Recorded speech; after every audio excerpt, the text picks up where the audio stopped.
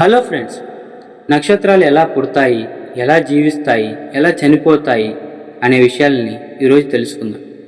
రాత్రి ఆకాశంలో మెరిసే ప్రతి నక్షత్రం ఒక దీపం కాదు, అది కోట్ల ఏళ్ల జీవితం గల ఒక అగ్నిగుండం.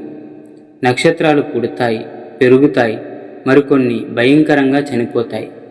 ఈరోజు మనం నక్షత్రాల జననం నుంచి మరణం వరకు ప్రయాణం చేద్దాం. నక్షత్రం నేరుగా పుట్టదు, దాని తల్లి నెబ్యులా, గ్యాస్, ధూళి, మేఘాల సముదాయం. గురుత్వాకర్షణ ఈ మేఘాలను నెమ్మదిగా కుదించి ఒక కొత్త నక్షత్రానికి జన్మనిస్తుంది.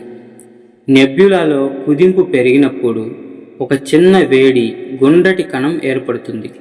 ఇదే ప్రోటోస్టార్.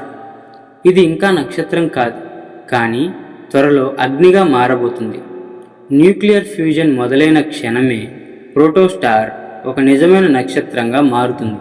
మన సూర్యుడు కూడా ఈ దశలోనే ఉన్నాడు.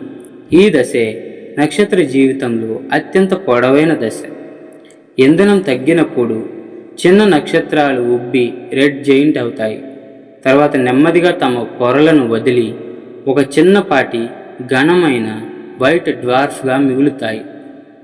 భారీ నక్షత్రాల మరణం ఎలా ఉంటుందంటే, ఇది విశ్వంలోనే అతి భయంకర దృశ్యం.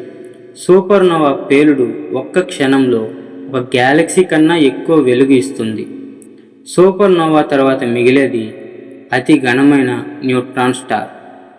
మన శరీరంలోని ఇనుము, మన రక్తంలోని మూలకాలు అన్నీ ఒకప్పుడు నక్షత్రాల లోపలే పుట్టాయి. అర్థం ఏంటి? మనమంతా నక్షత్రాల ధూళి నుండి వచ్చిన వారిమే. నక్షత్రాలు పుడతాయి, చనిపోతాయి, కానీ జీవానికి విత్తనాలు వేస్తాయి. మన కథ కూడా ఒక నక్షత్ర కథే. తదుపరి అధ్యాయం గ్యాలక్సీలు మరియు విశ్వ మహానిర్మాణం. వీడియో నచ్చితే లైక్ చేసి మీ ఫ్రెండ్స్కి షేర్ చేయండి. Thank you for watching.